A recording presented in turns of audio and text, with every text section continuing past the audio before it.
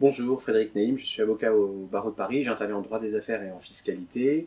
Je voudrais aborder un sujet que je vois que je conseille de plus en plus souvent et qui concerne en fait le viager. Et je pense que il ne faut pas hésiter lorsque vous êtes propriétaire de biens immobiliers, que vous avez une fiscalité extrêmement lourde sur des biens immobiliers, notamment à cause de l'IFI, à cause de l'impôt sur le revenu, euh, des contributions sociales et autres, et où vous êtes vraiment en souffrance par rapport au poids que représente la fiscalité comparée au rendement locatif, de s'interroger sur l'outil du viager comme outil de transmission de biens immobiliers, y compris dans la sphère familiale, ce qui n'est pas du tout interdit. Si vous avez votre tête, si vous n'êtes pas malade, si l'aléa existe, si vous voulez, et comme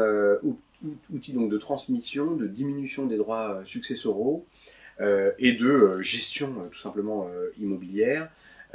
puisqu'en fait le viager va répondre souvent à ces différents leviers-là,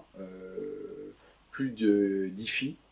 une conservation d'un droit réel qui vous permet quand même d'avoir une rente globalement et généralement défiscalisée pour une très très grande partie sur votre revenu, et c'est aussi ce qui compte arriver à un âge, et surtout une gestion locative qui est totalement déléguée en termes de physique, en termes de responsabilité et en termes financiers. Donc pour moi, l'enjeu du viager, c'est un vrai enjeu pour le crédit rentier, c'est-à-dire celui qui va vendre,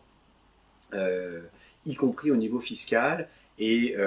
on parle souvent du viager et d'exemples comme Jeannine Calment ou autres pour le dénoncer. Mais si vous voulez, c'est souvent un bon outil pour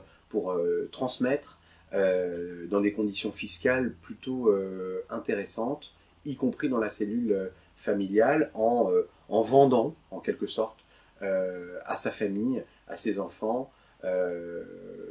des biens immobiliers, plutôt que d'être dans une succession ensuite qui risque de se passer avec beaucoup de difficultés au regard des taux très très élevés qui sont demandés par l'administration fiscale en cas de transmission. Alors il y a des risques, hein, moi je parle de ce qui est bien dans le viager, il y a des risques, alors je ne parle pas des risques classiques du défaut de paiement, qui est un risque assez classique mais qui se résout quand même assez facilement. Je parle plus des risques fiscaux lorsque on fait un viager, mais qu'en réalité,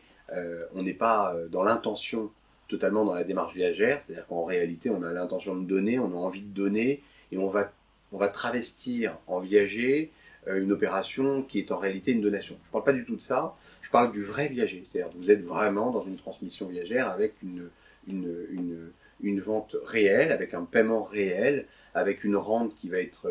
payée grâce au loyer, et où en fait on va décaler un peu le poids de la fiscalité du crédit rentier vers le débit rentier, et c'est là où, par notre travail de conseil, on va essayer de trouver justement le bon outil pour faire en sorte que le débit rentier, c'est-à-dire celui qui vous sert la rente, n'a pas une fiscalité trop lourde pour y arriver. Voilà. Donc n'hésitez pas à contacter notre cabinet pour ces types de problématiques. On peut vous accompagner sur des leviers qui ne sont pas inintéressants en matière fiscale.